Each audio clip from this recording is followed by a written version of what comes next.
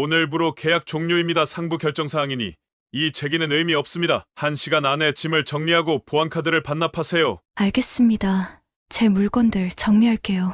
해고 통보를 받은 여직원의 가슴 한켠이 무너져 내렸습니다. 목구멍까지 치밀어 오르는 뜨거움, 눈앞이 흐려지는 느낌, 손끝이 저리도록 배신감이 밀려왔어요. 어릴 적 고아원에서 또 사회에 나와서도 수십 번 겪어온 거절과 버림받음의 순간들이 떠올랐죠. 그녀는 묵묵히 자신의 책상을 정리했습니다. 자신의 인생의 갑작스러운 끝은 늘 익숙했으니까요. 과연 세상은 그녀에게 얼마나 모질어야 할까요? 오늘의 사연 시작합니다. 그 전에 잠깐 시청 전에 구독과 좋아요 한번 눌러주시면 당신의 하루에 따뜻한 기적이 찾아올 거예요. 이서연 씨는 늘 마지막까지 남는 사람이었습니다. 회사의 큰 회의실 불을 끄는 것도 회식 자리 뒷정리를 하는 것도 모두 그녀의 몫이었죠. 28살 진성그룹 총무팀의 계약직 직원으로 2년째 묵묵히 일하고 있는 서연은 그런 자신의 위치가 불편하지 않았어요. 어쩌면 평생 그런 자리에 서 있을 거라 생각했는지도 모릅니다. 서연 씨, 또 남아서 정리하는 거야? 항상 고마워. 팀장의 말에 서연은 미소로 답했습니다. 말수가 적고 조용한 성격이었지만 그녀의 성실함은 회사에서 인정받는 몇 안 되는 장점이었어요. 하지만 그 뒤에는 누구도 모르는 그림자가 있었습니다. 서연은 고아원 출신이었죠. 어릴 적부터 불우한 아이라는 시선을 받으며 자랐고 그런 차가운 시선들이 만든 벽은 어느새 그녀의 일부가 되어 있었습니다. 서연은 사람들 사이에서도 늘 혼자였어요. 단체 사진을 찍을 때면 자연스럽게 구석에 서고 대화가 오갈 때면 한 발짝 물러서 있었습니다. 그런 그녀를 향해 누군가 손을 내밀어 준 적은 별로 없었죠. 이날도 여느 때와 같은 회식이 있었습니다. 술잔이 오가고 웃음소리가 가득한 자리에서도 서연은 조용히 자신의 역할을 했어요.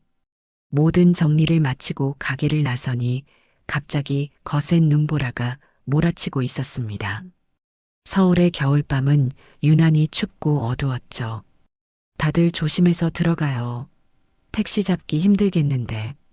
팀장의 말에 동료들은 각자의 방향으로 흩어졌습니다. 서연도 버스 정류장을 향해 발걸음을 옮겼어요. 그때였습니다. 좁은 골목길 모퉁이에서 한 노인이 쓰러지는 장면을 목격한 것은 노인은 낡은 외투 하나만 걸친 채 길바닥에 주저앉아 있었어요. 앞서가던 몇몇 직원들이 그 모습을 보고도 외면한 채 지나쳤습니다. 서연의 동료인 민중과 지영이 노인을 힐끗 보더니 서둘러 발걸음을 옮기는 게 보였죠. 저기 할아버지 쓰러지셨는데. 서연이 작은 목소리로 말했습니다. 민준이 코웃음을 치며 돌아봤어요. 또 노숙자겠지. 저런 사람들 많아. 냄새나고 귀찮게 하니까 그냥 가자. 지영도 고개를 끄덕이며 말했습니다. 맞아. 저런 사람들 도와주려다 오히려 위험해질 수도 있어. 술 취했거나 정신이 온전치 않을 수도 있으니까.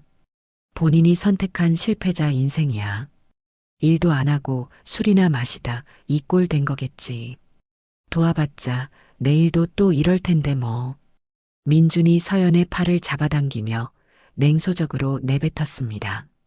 그 말을 들으며 서연의 마음속에서 무언가 울컥 치밀어 올랐습니다.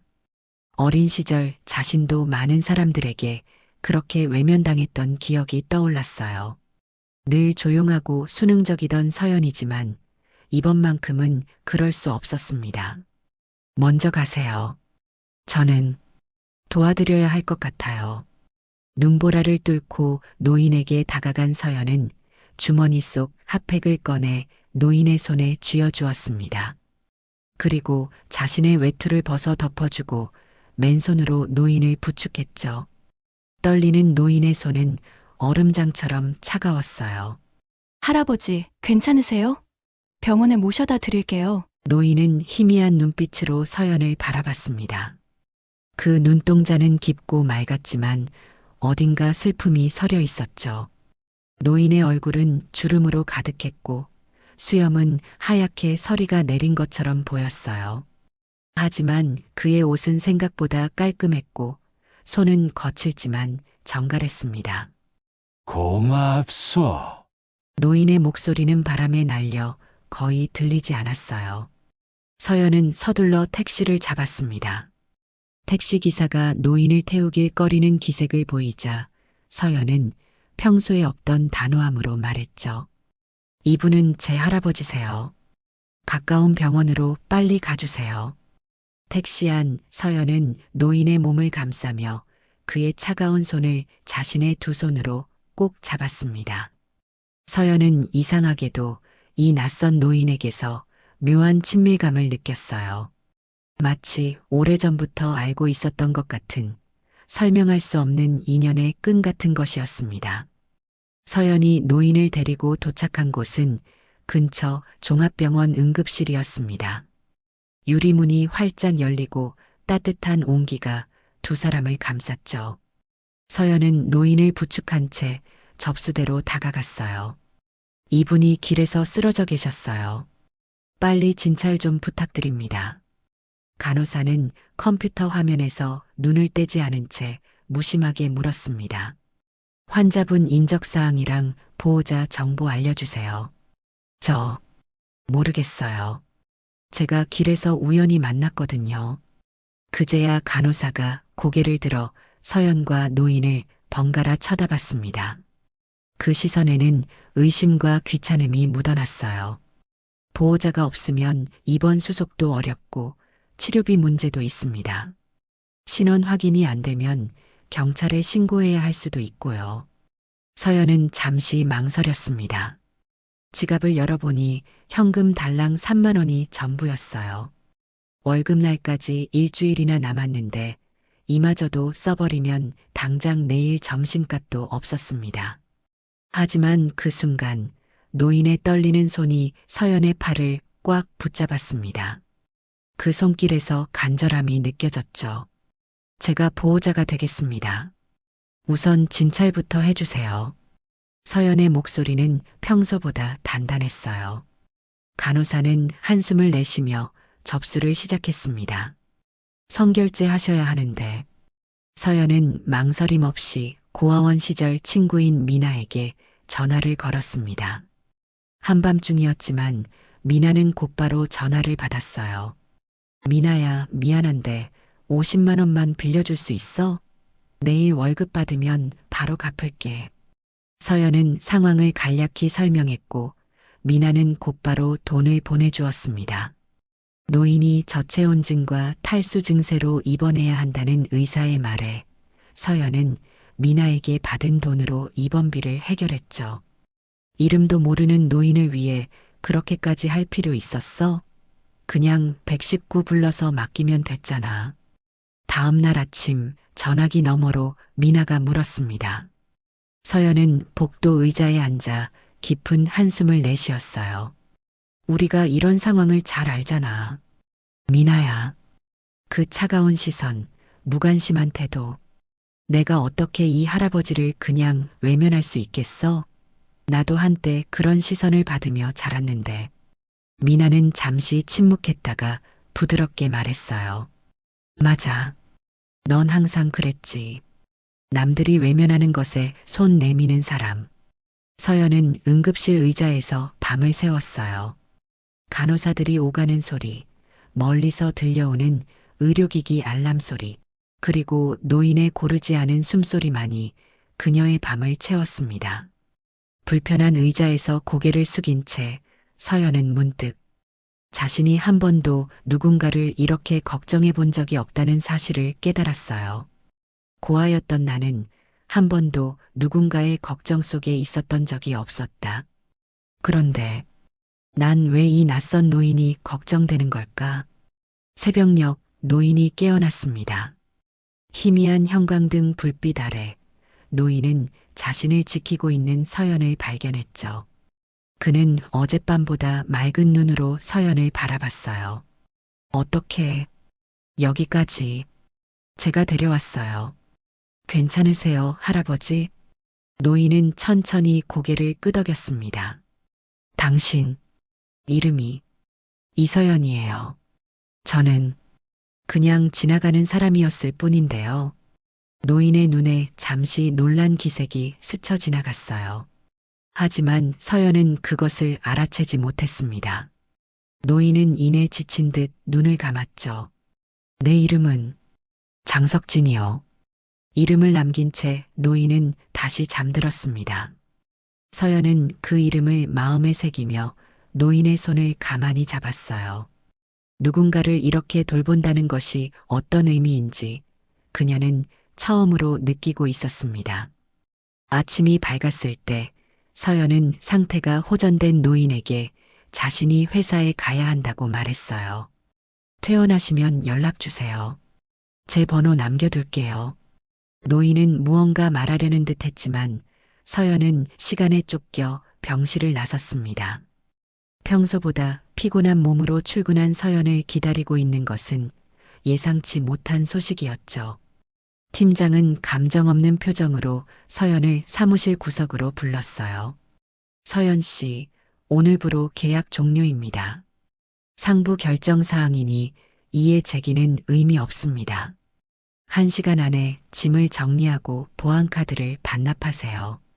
순간 서연의 가슴 한켠이 무너져 내렸습니다. 목구멍까지 치밀어 오르는 뜨거움, 눈앞이 흐려지는 느낌, 손끝이 저리도록 배신감이 밀려왔어요. 하지만 서연의 얼굴은 이내 굳어졌습니다. 어릴 적 고아원에서 또 사회에 나와서도 수십 번 겪어온 거절과 버림받음의 순간들이 떠올랐죠. 또 이런 거야. 늘 그래왔듯이 그녀의 내면에서는 분노와 슬픔, 체념과 낙담이 소용돌이쳤지만 겉으로는 단지 차분한 호흡만이 새어나왔습니다. 서연은 오랜 시간 자신의 감정을 감추는 법을 익혔어요. 상처받지 않기 위한 그녀만의 방어기제였지요. 팀장의 눈을 똑바로 바라보며 서연은 자신의 모든 감정을 깊은 호수 밑바닥으로 가라앉혔습니다. 알겠습니다. 제 물건들 정리할게요. 서연은 묵묵히 자신의 책상을 정리했습니다.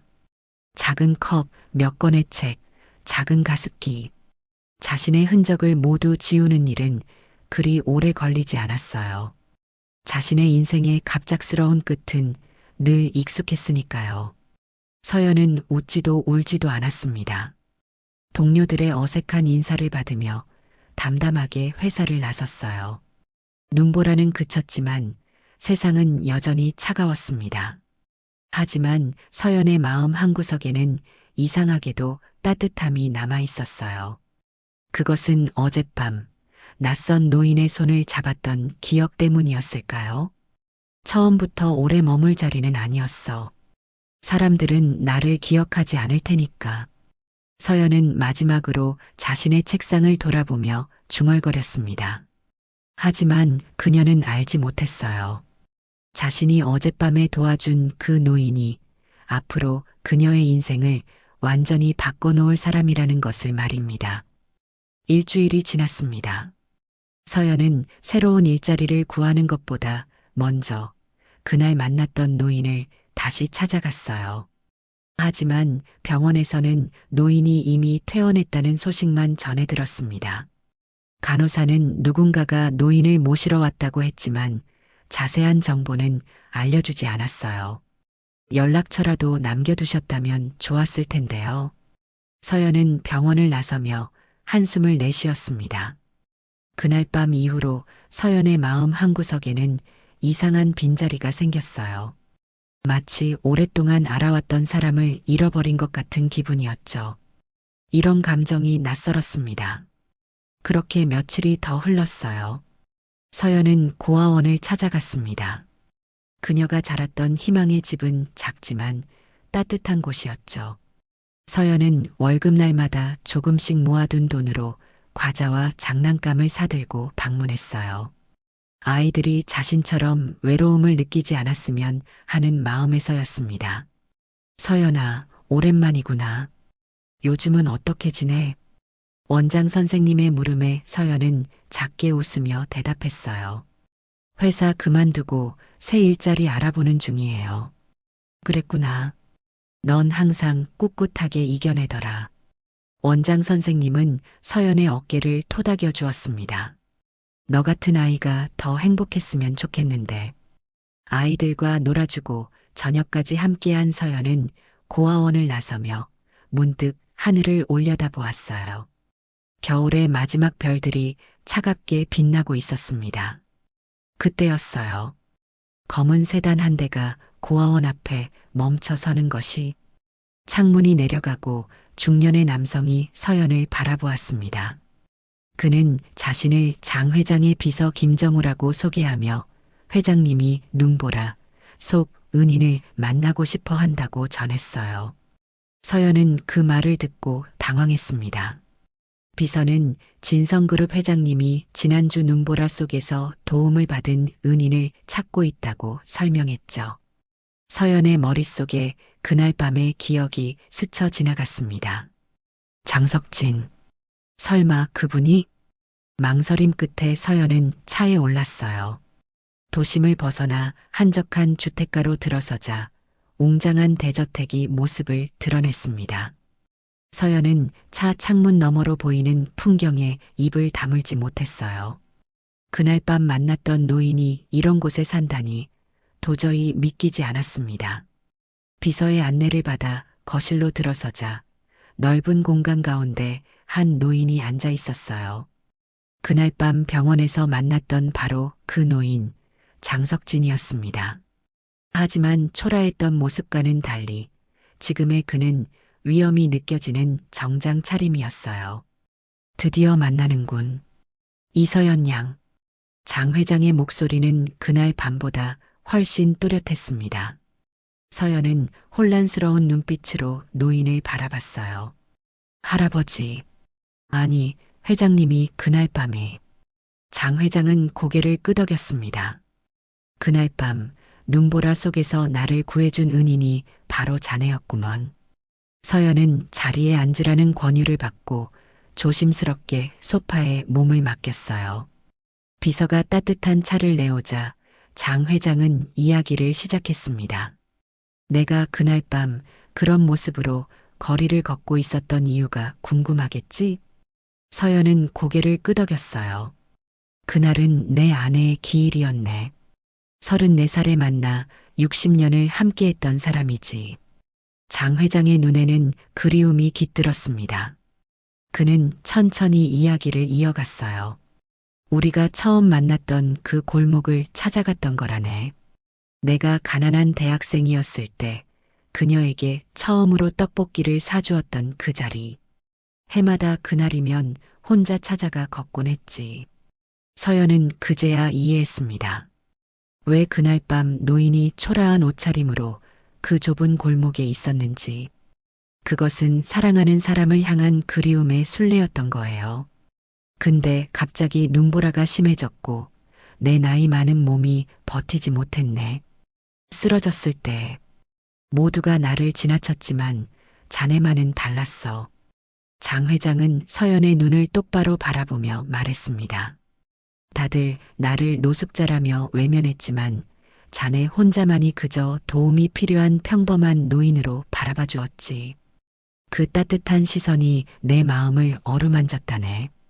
서연은 말문이 막혔어요. 어떻게 대답해야 할지 몰랐죠.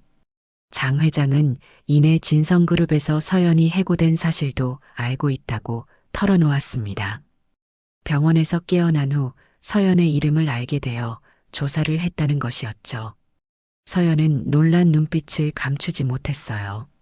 장 회장은 그녀의 반응에 미소를 지으며 서연이 항상 묵묵히 자신의 일을 해왔고 남들이 꺼리는 일도 마다하지 않았다는 것을 알게 되었다고 말했습니다. 그런 성실한 직원이 갑자기 해고된 것이 이상해 더 알아보았다는 것이었죠. 장 회장은 한숨과 함께 진실을 털어놓았습니다. 알고 보니 회사 임원의 아들이 서연에게 부적절한 관심을 보였고 서연이 이를 거절하자 해고를 지시했다는 충격적인 사실이었어요. 서연의 표정이 굳어졌습니다. 그녀는 그런 사실조차 몰랐어요.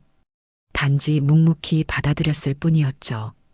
장 회장은 단호한 목소리로 이제 모든 것이 정리되었으며 그 임원은 더 이상 진성그룹에 없다고 덧붙였습니다. 방 안에 침묵이 내려앉았어요.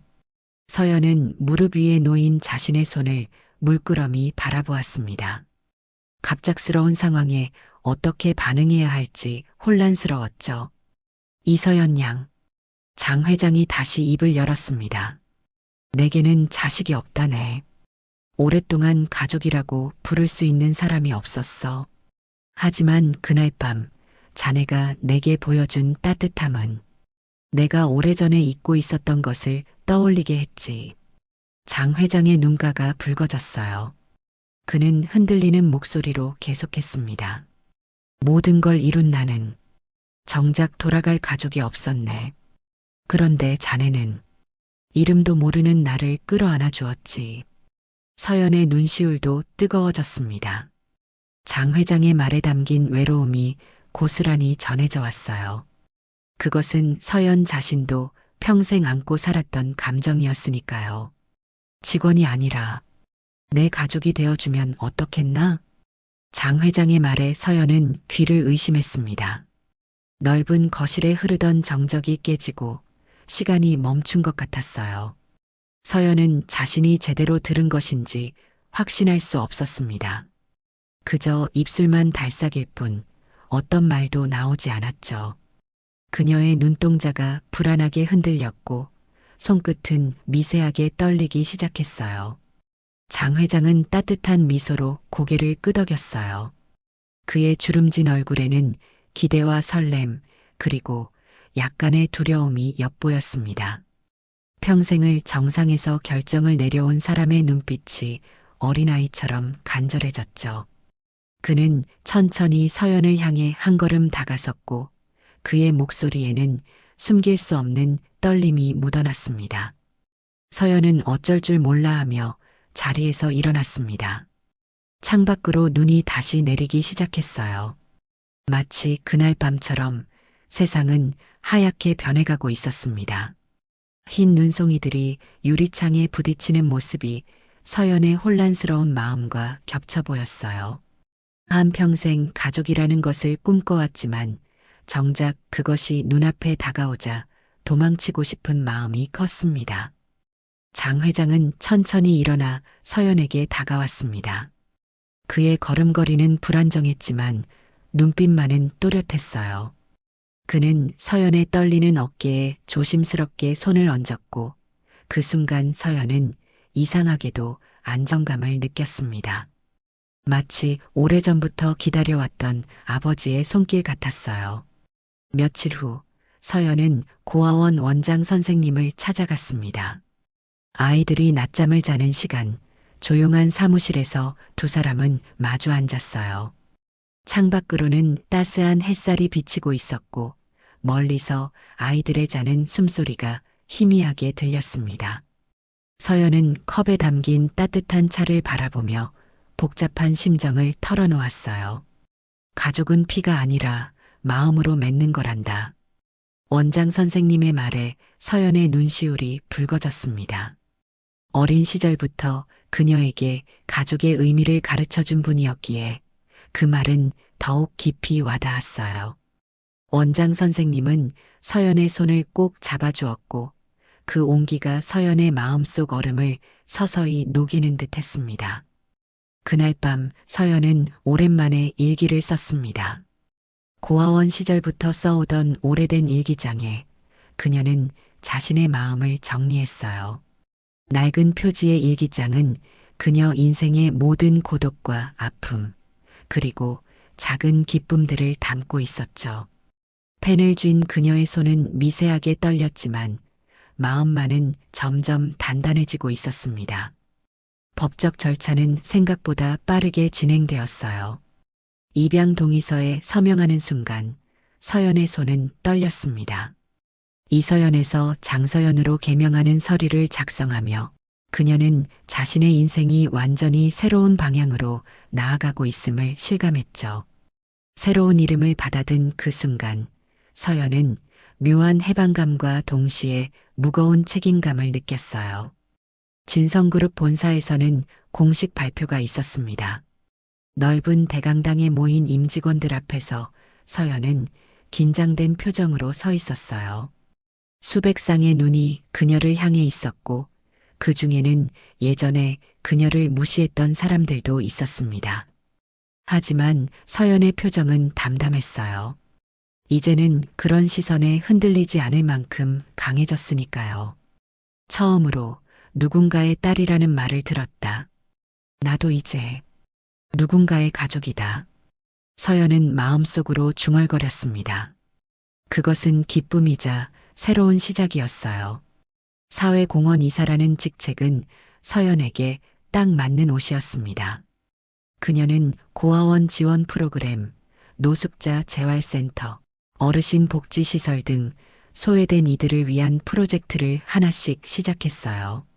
자신이 걸어온 길을 아는 그녀였기에 어떤 도움이 진심으로 필요한지 누구보다 잘 알았죠. 봄이 깊어가는 어느 날 서연은 장 회장과 함께 정원을 거닐었습니다. 연두빛 새잎들이 돋아나는 나무들 사이로 두 사람은 천천히 걸음을 옮겼어요. 장 회장은 서연에게 자신의 아내 이야기를 들려주었고 서연은 그의 말 한마디 한마디를 마음속 깊이 새겼습니다. 그것은 단순한 이야기가 아닌 그녀의 새로운 가족 역사를 배우는 시간이었으니까요. 장서연이 된 지 석 달 서연의 일상은 완전히 달라졌습니다. 넓은 저택의 한 구석에 그녀만의 공간이 생겼고 매일 아침 정갈한 식사가 차려졌어요. 하지만 서연에게 가장 큰 변화는 물질적인 것이 아니었습니다. 누군가를 위해 살아간다는 것, 그리고 누군가에게 소중한 존재가 되었다는 사실이었죠. 장 회장은 84세 나이에도 매일 아침 일찍 일어나 신문을 읽고 주식시장을 확인했습니다. 그런 그의 일상에 서연이 자연스럽게 스며들었어요. 아침 산책을 함께하고 저녁에는 하루 일과를 나누며 따뜻한 대화를 이어갔습니다. 처음에는 어색했던 둘의 관계가 점차 깊어져 가고 있었죠. 서연아, 오늘은 어떤 일이 있었나? 장 회장이 물으면 서연은 진성그룹 사회공헌부서에서 진행 중인 프로젝트들에 대해 이야기했습니다. 특히 고아원 지원 사업에 대한 이야기를 할 때면 그녀의 눈빛이 더욱 반짝였어요. 그녀가 직접 기획한 장학 프로그램이나 직업 교육 과정에 관해 설명할 때는 목소리에도 힘이 들어갔습니다. 장 회장은 그런 서연의 모습을 흐뭇하게 바라보았습니다. 그는 서연에게 어떤 강요도 하지 않았어요. 회사 경영에 관여하라는 말도 상속에 대한 이야기도 일절 꺼내지 않았죠. 그저 서연이 자신의 방식으로 행복을 찾아가길 바라는 마음뿐이었습니다. 하지만 세상의 시선은 냉정했어요. 언론에서는 연일 자극적인 헤드라인을 쏟아냈습니다. 고아 출신 여성, 재벌 회장 심장 사로잡아, 눈보라 속 계획된 만남, 진성그룹 상속자 등급과정 의혹, 총수 자녀 없는 진성그룹, 낯선 여성에게 넘어가 나와 같은 기사들이 끊임없이 등장했어요. 특히 주간지들은 서연의 과거를 파헤치며 악의적인 추측을 이어갔습니다. 이서연, 장석진 회장에게 접근하기 위해 노숙자 행색을 한 노인을 일부러 찾아다녔다. 진성그룹 내부자 증언 그녀는 회장 일정을 미리 알고 있었다와 같은 음모론이 난무했죠. 서연의 고아원 시절 사진이 무단으로 공개되고 심지어 그녀와 장 회장의 첫 만남에 대한 억측까지 난무했습니다. 모 방송사는 내부 고발 이서연의 계획적인 상속자 되기 프로젝트라는 제목의 특집 다큐멘터리까지 방영했어요. 별다른 증거도 없이 그녀를 백조원대 재벌의 천재적 사냥꾼으로 묘사했습니다. 서연은 그런 기사들을 보며 가슴이 아팠지만 겉으로는 담담함을 유지했습니다. 그녀에게 중요한 것은 오직 장 회장과의 관계였으니까요. 물질적인 것보다 그 어떤 것보다 소중한 진짜 가족이었죠. 서연은 기자들의 질문에 일절 답하지 않았고 사회적 시선에 흔들리지 않으려 노력했습니다. 그녀가 할 수 있는 최선은 자신의 진심을 행동으로 보여주는 것뿐이었어요. 어느 날 장 회장의 건강이 갑자기 악화되었습니다. 심장에 문제가 생겨 긴급하게 입원하게 된 것이었죠. 병원 침대에 누운 장 회장은 평소보다 훨씬 작고 연약해 보였어요.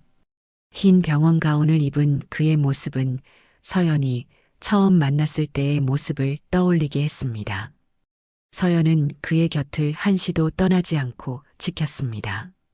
간호사들이 교대할 때마다 서연은 여전히 같은 자리에 앉아 있었고 의사의 회진 시간이면 꼼꼼하게 메모를 해가며 장 회장의 상태를 확인했어요.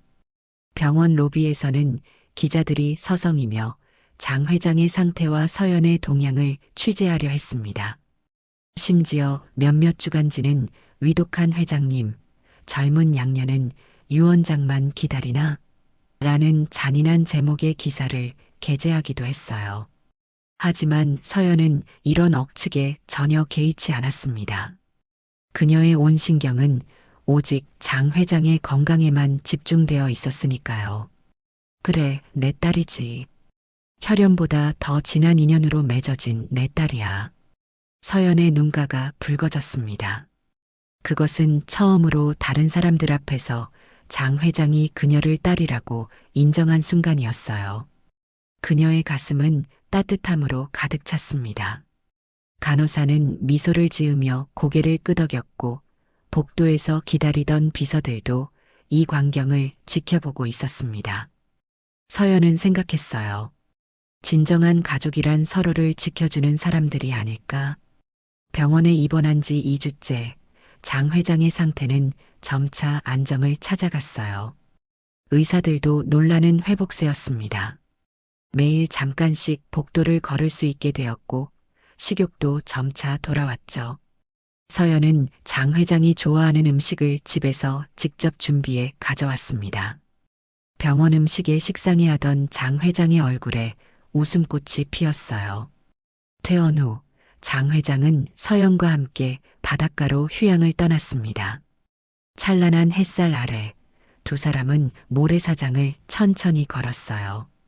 파도 소리를 배경으로 장 회장은 오랜 인생의 이야기를 들려주었습니다. 첫 사업을 시작했던 어려웠던 시절, 크고 작은 위기를 넘기며 회사를 키워온 과정, 그리고 성공 속에서도 느꼈던 외로움까지. 그것은 단순한 이야기가 아닌 서연에게 자신의 인생을 물려주는 시간이었습니다. 하지만 늦지 않았어. 서연이와 함께라면 남은 시간이 아무리 짧더라도 의미 있게 보낼 수 있을 테니. 장 회장의 목소리에는 확신이 담겨 있었습니다. 그것은 단순한 위로가 아닌 진심이었어요. 서연은 그제야 깨달았습니다. 그들의 만남은 우연이 아니었다고. 외롭던 두 영혼이 서로를 치유하기 위해 맺어진 특별한 인연이었던 거예요. 바다를 배경으로 서연과 장 회장은 나란히 서서 지평선을 바라보았습니다. 그들 앞에 펼쳐진 것은 끝없이 넓은 바다, 그리고 무한한 가능성의 미래였습니다. 서연은 생각했어요. 고아였던 자신이 이제는 누군가의 딸이 되어 이렇게 당당히 세상을 마주하고 있다는 사실이 믿기지 않았습니다. 아버지, 정말 감사해요. 제게 가족이라는 선물을 주셔서. 서연의 진심 어린 말에 장 회장은 고개를 저었습니다. 그의 눈가에는 희미한 눈물이 맺혔지만 입가에는 따뜻한 미소가 번졌습니다. 때로는 말보다 침묵이 더 많은 것을 담아낼 수 있다는 것을 그들은 이미 알고 있었으니까요. 가을이 깊어가고 있었습니다. 푸르던 나뭇잎들이 붉은 빛으로 물들고 저택의 정원은 낙엽으로 가득했어요.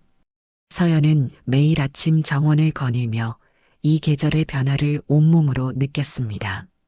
그녀의 인생도 계절처럼 변해가고 있었죠.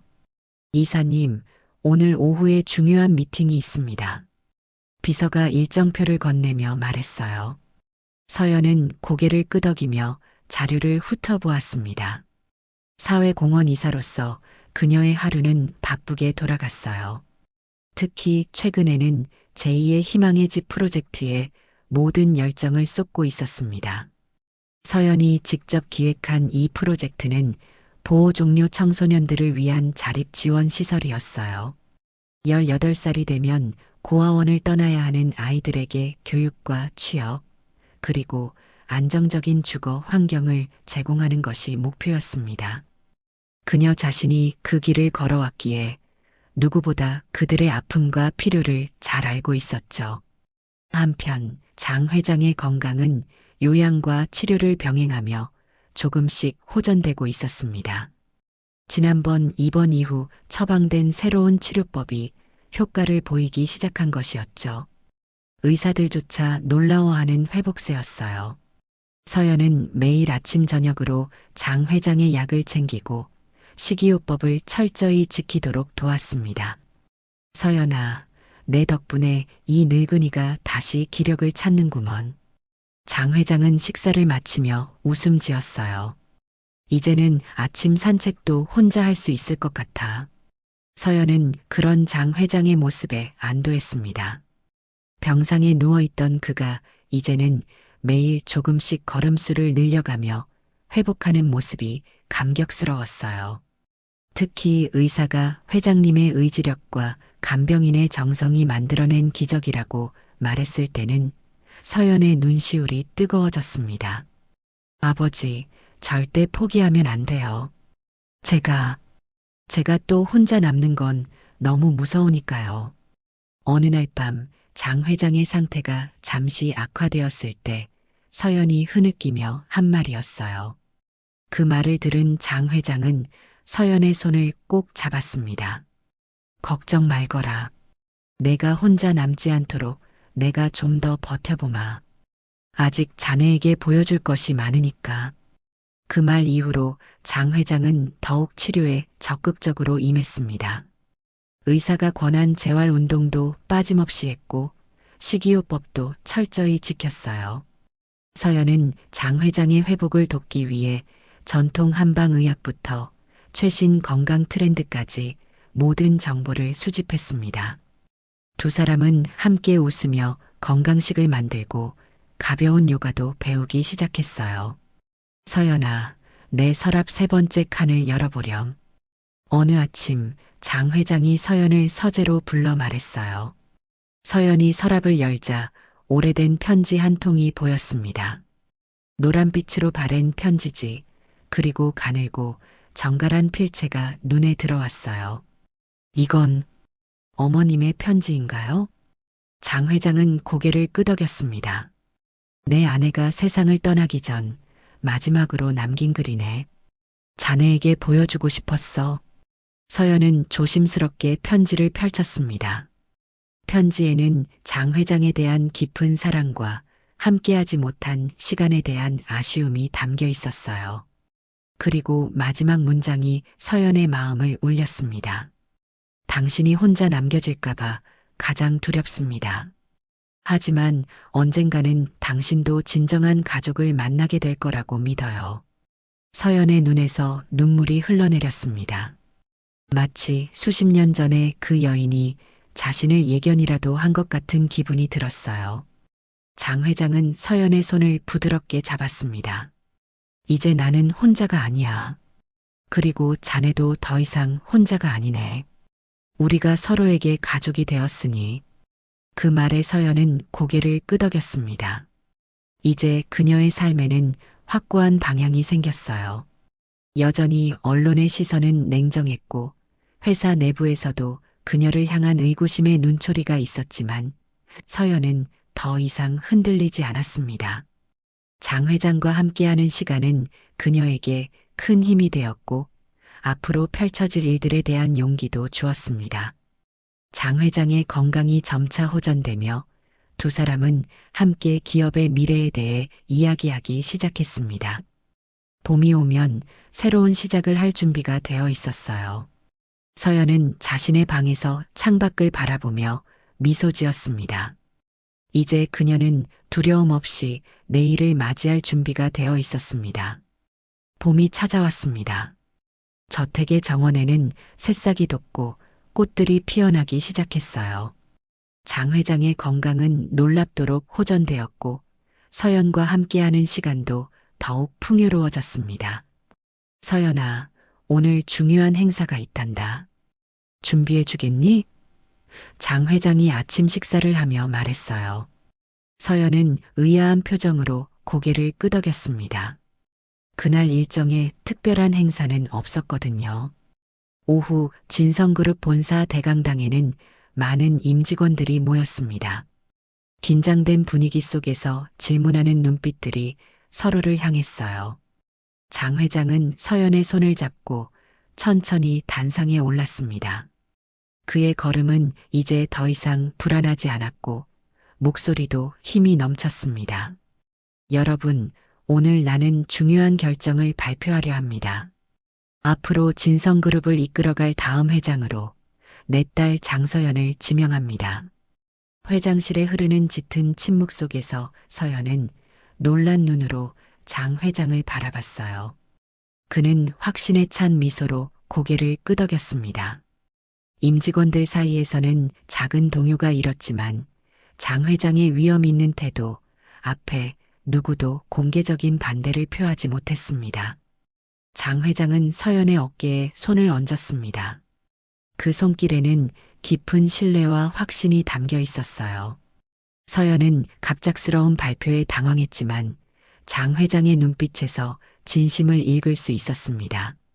그것은 단순한 사업적 결정이 아니라 진정한 가족으로서의 인정이었습니다. 그해 여름 서연은 공식적으로 진성그룹의 회장 수업을 시작했습니다. 낮에는 기업 경영을, 저녁에는 장 회장과 함께 인생의 지혜를 배웠어요. 장 회장은 젊은 시절의 실수와 후회까지 솔직하게 나누며 서연이 더 나은 길을 걸을 수 있도록 도왔습니다. 가을의 끝자락, 서연은 자신의 방에서 오래된 상자를 발견했습니다.